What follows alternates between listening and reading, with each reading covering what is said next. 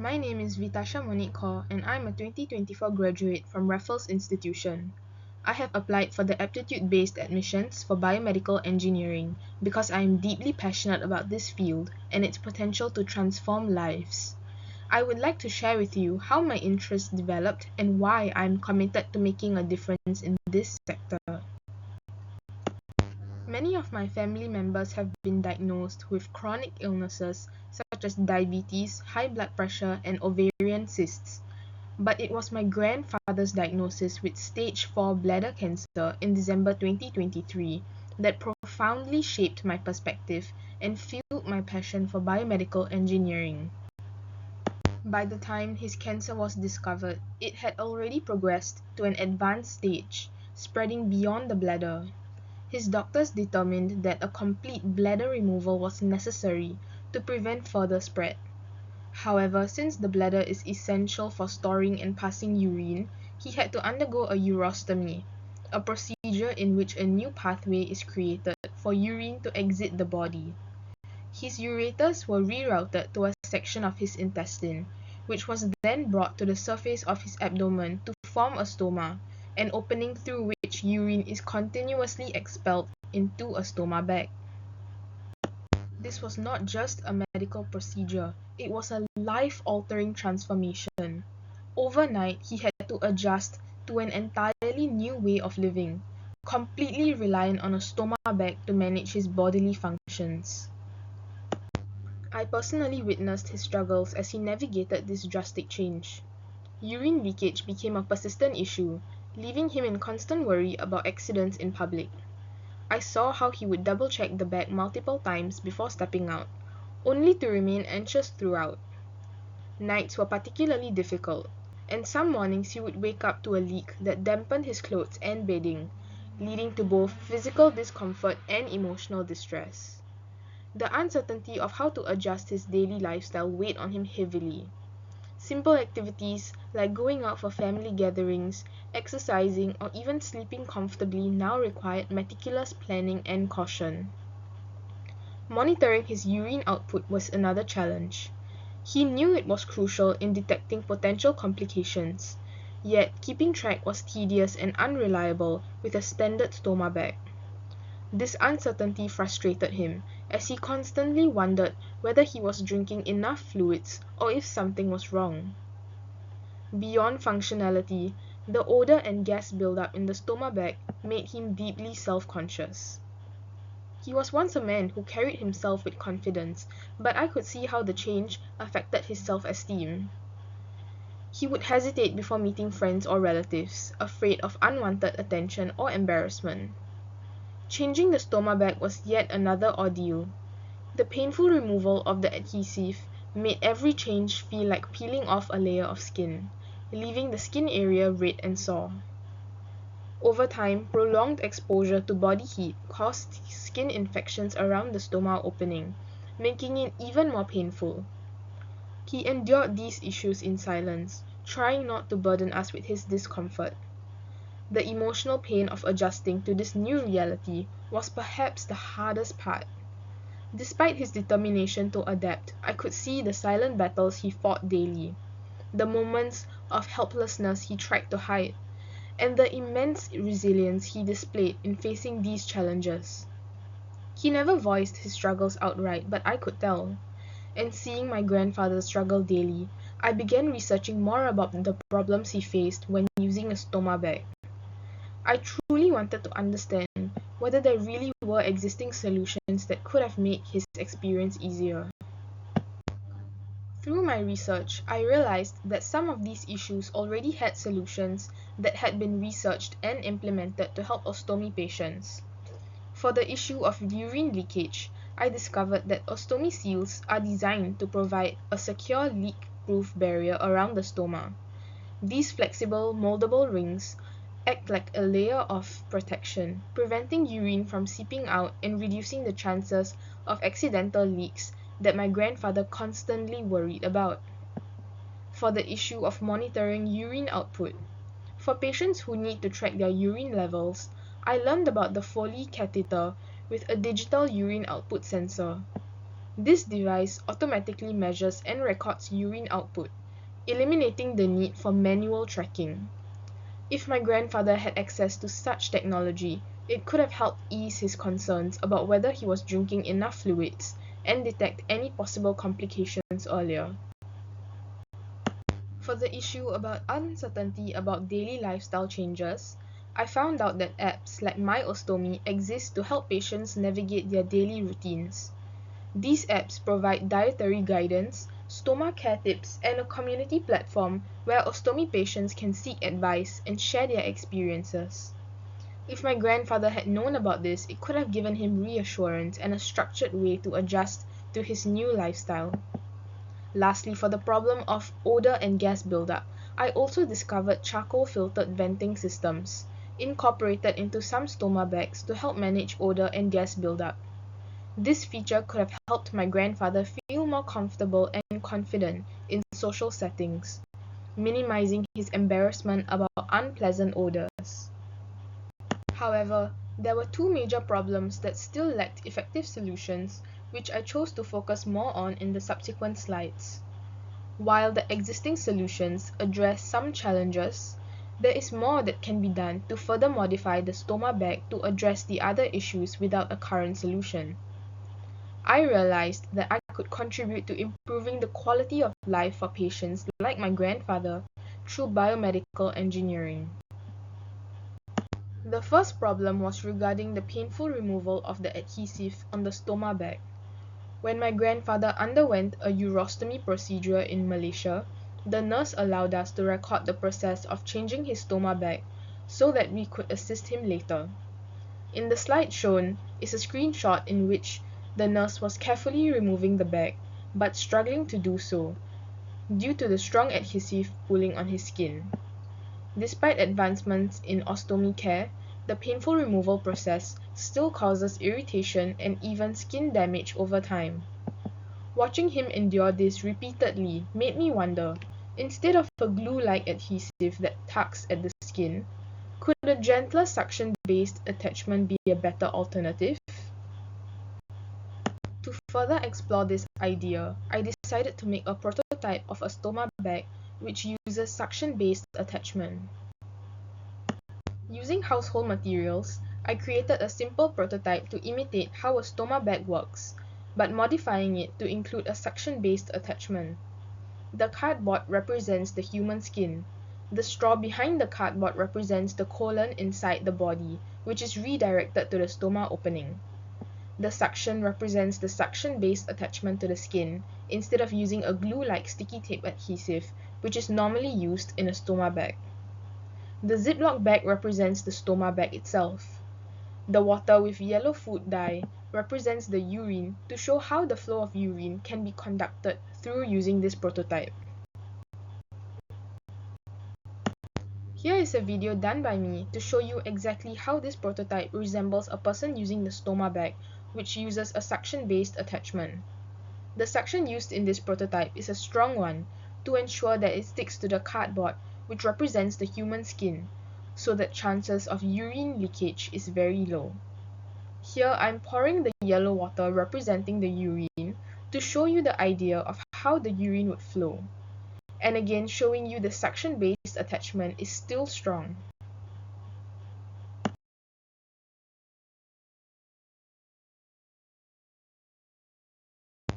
While I was making my prototype, I came across my younger sister's phone holder that she uses to stick her phone against the wall whenever she takes pictures. A phone holder uses many small suctions for increased stability. This was when I realized that instead of using a singular suction for the suction-based attachment, this type of material containing many small suctions could be used instead for increased stability and reducing chances of urine leakage even more. Upon making the prototype, there were some issues that I realized would arise due to the suction-based attachment. The first issue is a weaker and unreliable attachment.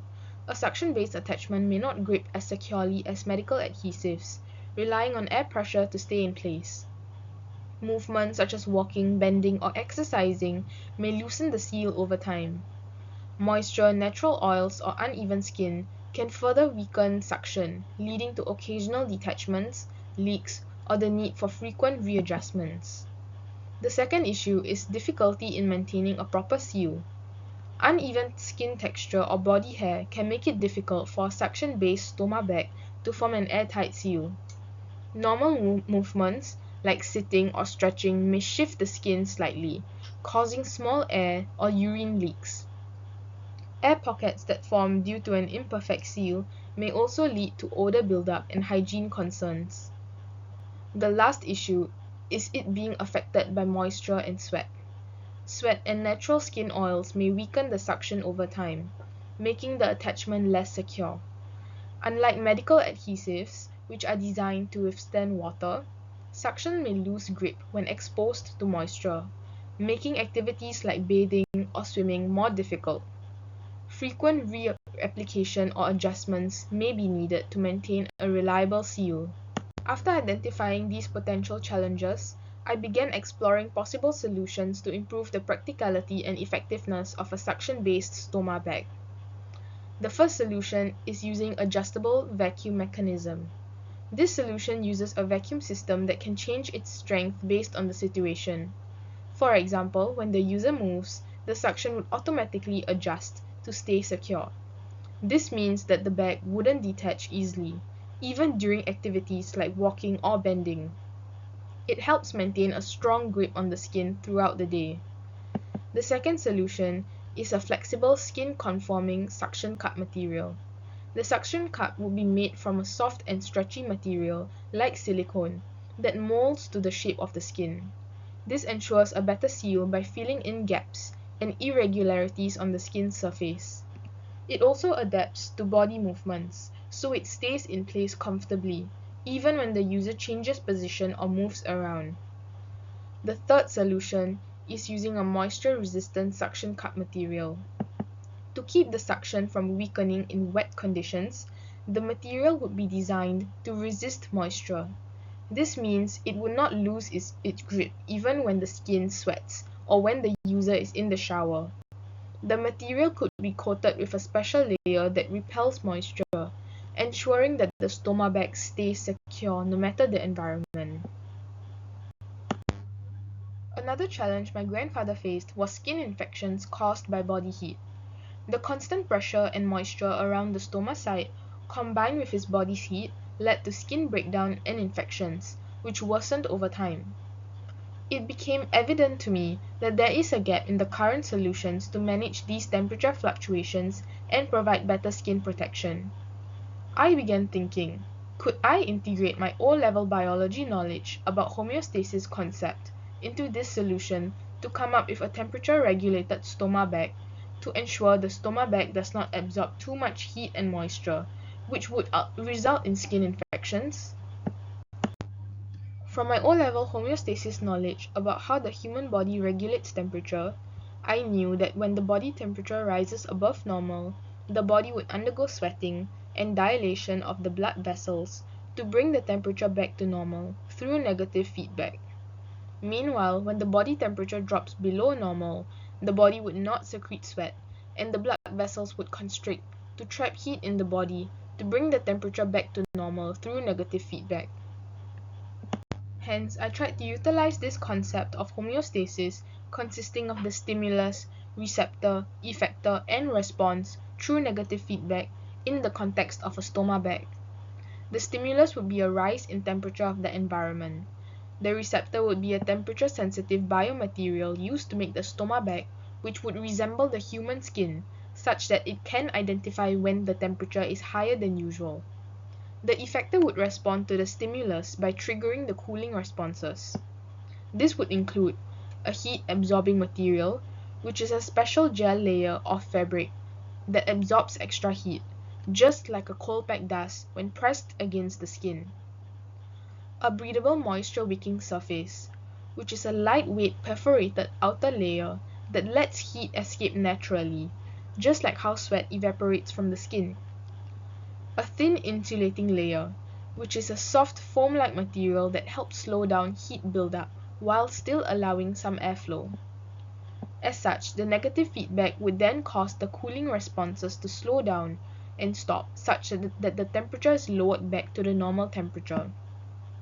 This same concept would be applied for the opposite scenario if the temperature drops lower than usual, triggering the same steps of homeostasis in the stoma bag. In this scenario, the stimulus would be a drop in temperature of the environment. The receptor would be a temperature-sensitive biomaterial used to make the stoma bag, which would resemble the human skin, such that it can identify when the temperature is lower than usual. The effector would then be able to respond to the stimulus by triggering the heating responses. This would include a heat-retaining material, which is a thin thermal fabric or phase change material that stores body heat and slowly releases it when the temperature drops. Controlled breathability, which is the outer layer that reduces heat escape while still preventing moisture buildup, similar to how a thermal jacket keeps warmth in but stays breathable. Insulating outer layer, which is a soft foam-like or aerogel layer that acts like body fat, trapping warmth and preventing heat loss. As such, the negative feedback would then cause the heating responses to slow down and stop, such that the temperature is increased back to the normal temperature.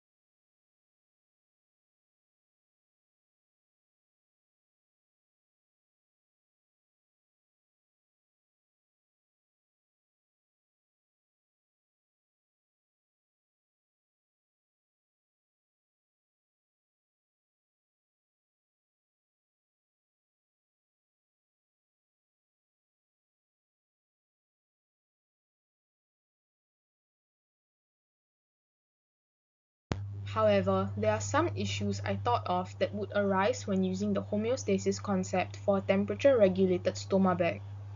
The first issue is delayed response time. Temperature regulation systems, like those used in a stoma bag, may not adjust quickly enough to sudden changes in body temperature. Since homeostasis in the body naturally takes time to react to temperature changes, the same delay could occur in a stoma bag. This means the user might experience discomfort before the system can adapt and regulate the temperature properly. The second issue is limited temperature control. A temperature regulating system may only be able to cool or heat the bag within a certain range. It won't be able to regulate the temperature beyond what the materials inside can absorb or release. Extreme temperatures, either hot or cold, may not be fully managed by the system, which could lead to discomfort for the user in certain conditions. The third issue is material limitations. The materials used in the temperature-regulated stoma bag, like phase change materials or special gels, may wear out or lose effectiveness over time. After multiple uses, these materials could become less efficient, reducing the bag's ability to regulate temperature and potentially causing it to malfunction. The fourth issue is cost and accessibility. Advanced materials and technology required for temperature regulations, such as thermoregulating fabrics or phase change materials, can be expensive. This could make the stoma bag costly to produce, making it less affordable for many users. Additionally, the availability of these specialized materials may not be easily accessible, limiting the widespread use of such a product. After identifying the potential problems a temperature-regulated stoma bag might face, I tried to come up with possible solutions to address each of them. The first solution is to incorporate faster-acting materials. To solve the issue of delayed response time, we could use materials that adjust to temperature changes more quickly. For example, using advanced phase change materials or thermochromic gels that respond faster to heat or cold. This would allow the stoma bag to react quickly to the body's temperature changes and provide better comfort for the user. The second solution is to use layered design with adaptive control. To address limited temperature control, a layered design could be used. Multiple layers of thermoregulating materials with adaptive controls could be added to help adjust the temperature within a wider range. These layers would work together to absorb excess heat or release warmth when needed, creating a more dynamic and responsive system. The third solution is to use durable and reusable materials. To overcome the problem of material limitations, the bag could be designed with durable, long-lasting materials that can withstand multiple uses without losing effectiveness. For instance, using high-quality reusable phase change materials or flexible fabrics that retain their thermoregulating properties over time would ensure the bag continues to function well for a longer period. The fourth solution is to use biodegradable or recycled materials to reduce costs. To solve the cost and accessibility issue, the stoma bag could be made with biodegradable or recycled materials. By using eco-friendly materials, production costs can be reduced, making the bag more affordable for users. Additionally, sustainable materials can be sourced more easily, making the product more accessible to a wider range of people.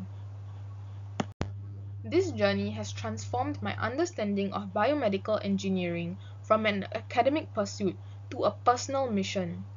The challenges my grandfather faced, his struggles with stoma bag functionality, the pain, the emotional toll have all deeply moved me and sparked a strong desire to create solutions and innovate that go beyond theory.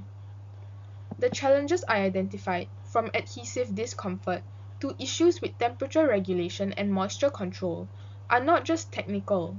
They reflect the daily struggles of patients who rely on medical tools for support. Through my research, I've realized that biomedical engineering is about more than just creating technology. It's about improving lives like my grandfather's by offering comfort, confidence, and hope to these patients. This experience has ignited my passion for biomedical engineering, not just as a career, but as a way to make a meaningful difference. By joining your program, I hope to gain the skills and knowledge necessary to continue developing practical, patient-centric solutions that will improve healthcare equipment and ultimately the daily experiences of patients just like my grandfather. This isn't just a dream, it's my commitment to improving the lives of others through biomedical engineering. Thank you.